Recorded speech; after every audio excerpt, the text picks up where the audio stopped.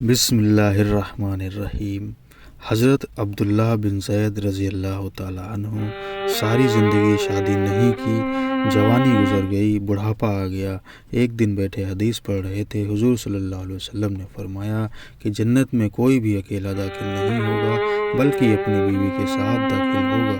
جس نے کسی وجہ سے دنیا میں نکاح نہیں کیا تو اس کا نکاح دنیا کی ہی کسی کنواری لڑکی سے کرا دیا جائے گا، جو دونوں جنت میں ایک ساتھ داخل ہوں گے۔ جب یہ حدیث پڑھی تو دل میں خیال آیا کہ دنیا میں تو میں نے نکاح نہیں کیا ہے، لیکن جنت میں میرا نکاح کر دیا جائے گا، تو پھر آخر وہاں میری بیوی کون ہوگی؟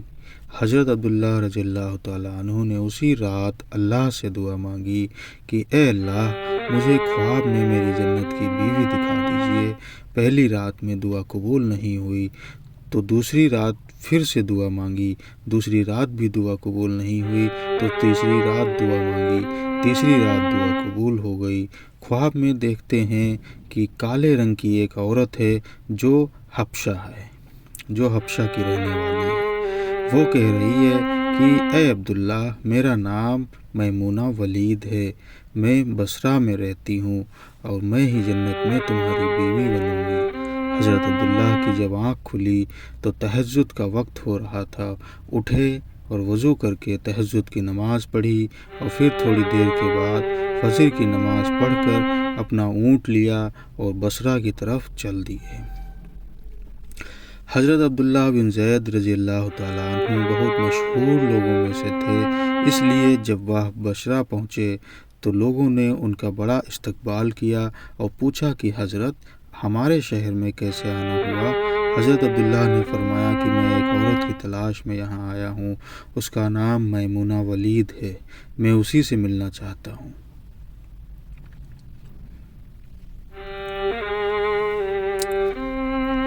یہ سن کر لوگوں کو بہت حیرانی ہوئی اور کہا کہ حضرت، آپ اتنی دور میمونہ ولید سے ملنے آئے ہیں؟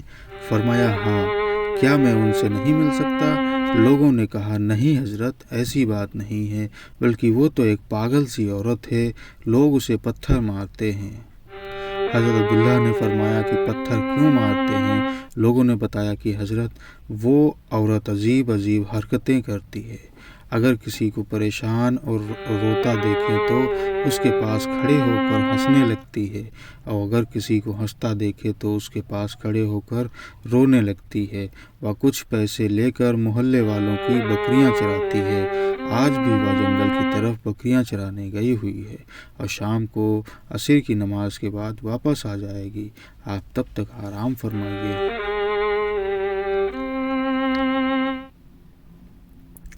حضرت عبداللہ نے کہا مجھے ابھی اسی وقت اس سے ملنا ہے، آپ لوگ مجھے جنگل کا راستہ بتا دیجیے۔ لوگوں نے کہا حضرت، آپ جنگل کی طرف نہ جائیں کیونکہ وہ بہت خطرناک جنگل ہے، وہاں شیر چیتے رہتے ہیں۔ لیکن حضرت عبداللہ نے کہا کہ تم لوگ مجھے صرف راستہ بتا دو، مجھے ابھی ہی میمونہ سے ملنا ہے۔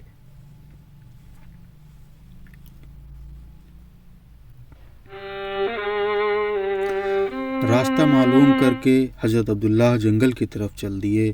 حضرت عبداللہ فرماتے ہیں کہ حقیقت میں یہ جنگل بہت خوفناک تھا، قدم قدم پر خوخار جانور ملتے تھے۔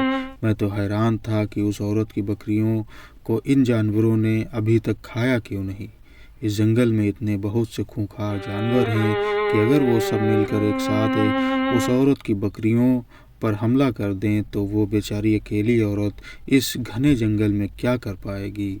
حضرت عبداللہ فرماتے ہیں کہ جب میں اس جنگل پہنچا جہاں میمونہ ولید موجود تھی تو اس جگہ کا منظر دیکھ کر اور زیادہ حیران رہ گیا، کیونکہ میمونہ کی بکریوں کو کوئی اور چرا رہا تھا۔ میمونہ خود بکریاں نہیں چرا رہی تھی، بلکہ وہ تو اس خوفناک جنگل میں مصلی بچھا کر نمازیں پڑھ رہی تھی۔ میں یہ منظر دیکھ حیران رہ گیا کہ آخر ان بکریوں کو پھر کون چرا رہا ہے، کیونکہ بکریاں کبھی ایک جگہ پر نہیں رکتی، وہ کبھی ادھر بھاگتی ہیں، کبھی ادھر بھاگتی ہیں۔ حضرت عبداللہ فرماتے ہیں کہ میں نے دیکھا کہ حضرت میمونہ تو نماز پڑھ رہی ہیں اور وہاں موجود کچھ شیر چیتے ان کی بکریوں کو چرا رہے ہیں اور ان بکریوں کو ادھر ادھر بھاگنے نہیں دیتے ہیں۔ यह मंजर देखकर मैं तो हैरान रह गया कि आखिर शेर, चीते और बकरियों में दोस्ती कैसे हो गई। शेर, चीते तो बकरियों को देखते ही चीर फाड़ कर खा जाते हैं, लेकिन आज यहाँ का मंजर तो बिल्कुल अलग था। इतनी देर में हज़रत मैमूना ने नमाज से सलाम फेरा और मेरी तरफ देखते हुए कहा, ए अब्दुल्ला, हमारा वादा तो जन्नत में मिलने का था, तुम यहाँ दुनिया में मुझसे कैसे मिलने आ गए। हज़रत अब्दुल्ला फरमाते हैं, ये सुनकर मुझे और ज़्यादा ताज्जुब हुआ कि मैमूना के साथ मेरी यह पहली मुलाकात थी, तो आखिर उसे मेरा नाम कैसे मालूम हो गया। मैंने हज़रत मैमूना से पूछा कि आखिर तुम्हें मेरा नाम कैसे मालूम हुआ, तो उन्होंने फरमाया कि ए अब्दुल्ला, जिस रब ने तुम्हें रात में मेरे बारे में बताया था, उसी रब ने मुझे भी रात में तुम्हारे बारे में बताया है